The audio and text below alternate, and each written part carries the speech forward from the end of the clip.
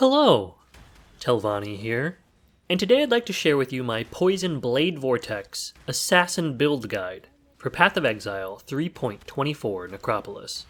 So, a bit of backstory about this build. My long-term girlfriend for many years now usually plays PoE with me every league. She watches the league livestream with me, gets hyped about the Great Attune Cosmic Turtle House, and is generally one of the first people who get to see any of the videos I share with you before they're even released. Basically, she spends a lot of time listening to me rant about Path of Exile. Anyway, she decided she's sick of hearing about how great mana stackers are going to be, how we should all be playing Lightning Conduit Elementalist or Ball Lightning Hierophant. And she came to me recently and was like, look, I've got all these purple microtransactions wasting away on my account. I want to play a Poison or Chaos build this league. The two of us played Poison Blade Vortex Assassin together, side by side, all the way back in 3.10 Delirium, over 4 years ago now. So this build guide is mostly my gift to her. Anyway, with that piece of information out of the way, let's get into the build. First off, let's take a look at a few reasons why you should play this. Poison Blade Vortex will get you into mapping fairly early on in the league. Poison has always been a strong league start option, and this build is no different. It's a very cheap and cost-efficient way of getting early damage. And we're going to be looking at millions of DPS with just a few 1 Chaos uniques. It's also on the sturdier side of things for a right side of the tree build, gaining access to both Grace and Determination in the endgame. On top of this, we'll be able to cap spell suppression at 100% without needing any rolls on gear, although if we can manage to get some on our gear, that'll mean we can pick up some free damage on the skill tree.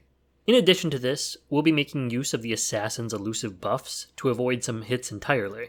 Another great thing about elusive is that it's going to make this build feel really nice and speedy to play. Next, let's take a quick look at some of the drawbacks to this build, reasons why you might not want to play it, so you can make a well-rounded and informed decision on if it's right for you. Like I said earlier, poison builds come online very early in the league, gaining access to very easy damage early on. However, the drawback here is that its scaling potential falls off a little bit in the mid to late game. With some investment, maybe about 10 divines or so, and don't quote me on that, it's just an educated guess at this point, you should be able to clear most content, including basic bosses like the Searing Exarch and Eater of World, as well as the Maven and regular Shaper. But you'll probably be looking at least 50 divines, maybe hundreds of divines, to get this build capable of downing things like the Feared or Ubers anywhere comfortably. So that's something to be aware of if you're really interested in bossing. Additionally, because Poison is a damage over time build, it can occasionally feel a little clunky to play. You will sometimes find yourself applying Poison, moving past packs of monsters, and having them die a second or two later behind you, and then needing to backtrack in order to pick up your loot. This becomes less of a problem in the mid-game when your poison damage kills things quick enough that it basically feels instant, and you have an obliteration wand or two, maybe a pair of Asenath's gloves, giving you pretty good coverage with explosions and helping you blow up packs of monsters. However, before that point, it can get a little annoying for some players. But at the end of the day, if you can handle a little bit of inconvenience early on, I think it'll probably be worth it in the end. Another thing I'd like to mention here is that leveling poison builds has always felt a little lackluster to me personally. Sure, you can do things like start off building into elemental damage, using traps or mines in order to make the leveling experience a little bit smoother early on, but I've never been a big fan of setting up a tree for an act or two, and then just needing to refund like 10 skill points by Act 4 or 5. For this reason, I've opted to write a leveling guide for players who don't want to need to refund more than like a skill point or two over the course of the entire campaign.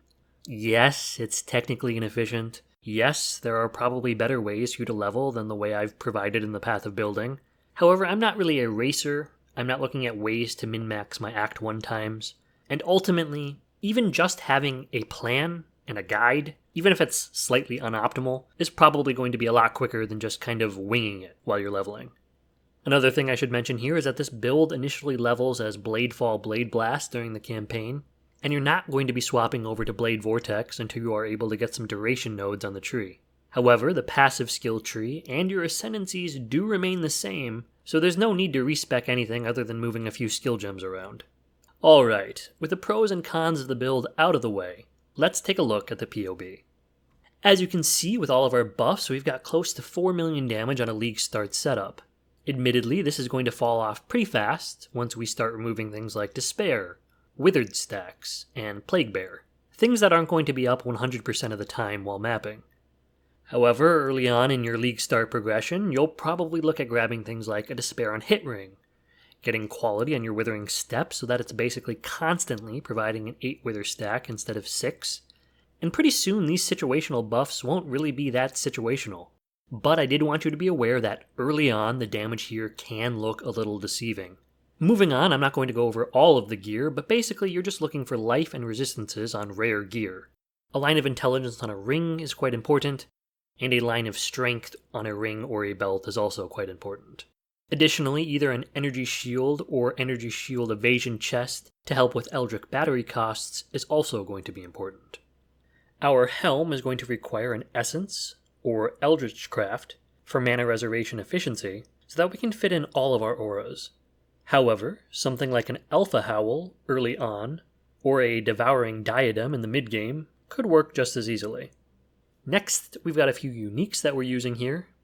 Obliteration gives us a fair amount of damage and some nice explosions.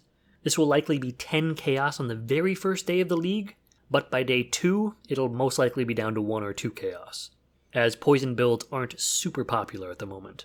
Cold Iron Point is also a very strong weapon, but honestly it's not that much more damage than Obliteration, only giving us like 3% more damage, where Obliteration is going to make mapping just feel very comfortable. Leper's Alm is a cheap unique that no one really uses. I like it because it increases the duration of our poisons on enemies by 40%, as well as giving us some nice energy shield for Eldritch Battery. You could drop this for a second Obliteration Wand or a second Cold Iron Point, but you will lose the ability to run Shield Charge. Ungil's Harmony is the only really mandatory unique for this build, giving us like 25% more damage with the Anointment factored in, but these are consistently 1 chaos, even a few hours into the league, so there's really no sweat there. Finally, for uniques, we've got a Coralito's Signature. This isn't a mandatory unique, but it does give us a nice boon to our poison damage. The one thing I need to stress here, however, is don't run this early on. Wait until you've got decent chaos resistance and are able to run Vitality. With 75% chaos resistance, it's only going to drain like 60 life per second. However, if you've got negative chaos resistance, this is going to hurt. So wait to buy this until you've rounded out some of your other gear and resistances first. And that's mostly it for gear. I do want to quickly mention that poison builds have a lot of great cheap uniques that they can slot into their character. Things like the Embalmer or a Dendrobate are going to give you a nice DPS increase early on, assuming you can find a way to work them into your build. Taking a look at our skills here, we are running Blade Vortex tied to Unleash support. The Unleash support is very important as it will make it much easier to maintain good blade stacks and reduce our skill costs significantly. Here we've got a 3-link Wither Totem setup. You'll only really need to worry about throwing this down on bosses. Malevolence, tied to Divine Blessing, lets us squeeze in an extra damage aura. Malevolence being very nice because it increases our poison damage, while at the same time lengthening the duration of our Blade Vortex, so you won't need to cast it as often. If you're having difficulty running this early on, it's probably because you don't have Eldritch Battery yet, or you don't have enough Energy Shield because you skipped over grabbing Energy Shield on your chest and shield. Here we have our Despair Curse. Mostly just use this on tanky rares and bosses. And like I mentioned earlier, look to pick up a Curse on Hit Ring as soon as possible, so that this will be passively active at all times. Here we've got Withering Step and Steel Skin on Automation. Withering Step is going to reset our elusive buff, so we're always at high movement speed, and also it's going to debuff our enemies with Withered for us while we're mapping. As for auras, we've got Grace and Determination, of course. Vitality here is our main source of life recovery outside of flasks, and if I'm being honest, it's not the greatest way to solve for life sustain, but it is a league start build, so what are you going to do?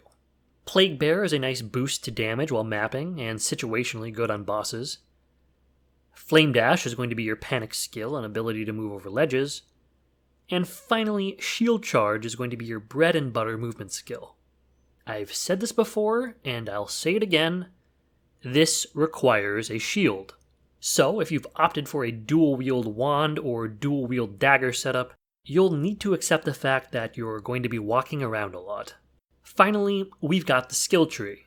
Since this is a league start build, we're not going to have any cluster jewels or expensive unique jewels, but I do recommend looking into building into cluster jewels later in the league.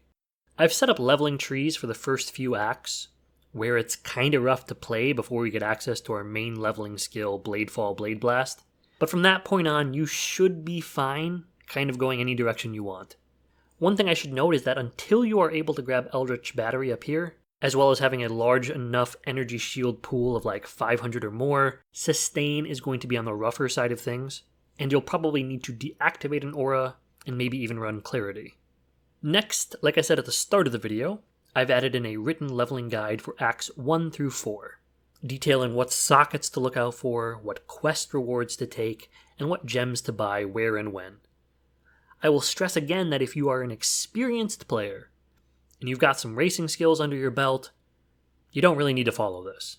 In fact, it's probably not even going to be that efficient for you leveling early on. But this is mostly just for those people who aren't sure what to do, and having a plan is going to be stronger than having no plan at all. Finally, like I also said at the beginning of the video, for those of you who didn't skip the intro, this build was mostly built with my girlfriend in mind. She'll be able to ask me in real time any questions that might arise, and ultimately, if she ends up needing a 4-socket glove in Act 3, when I'm in white maps, it won't be that much of an issue for her. You are more than welcome to use this as your league starter, and I'll be frank, I think it'll perform fairly well. But just do be mindful that you're not going to have the same level of access that she does. At some point, I might provide an updated build for the mid to late game, but I also might not. For now, this is sort of what people can expect from the build a day or two into the league. My sort of standard for a league start build is that it should be able to clear a scoured Guardian map in about 3 minutes. So, that's what I'll leave you with.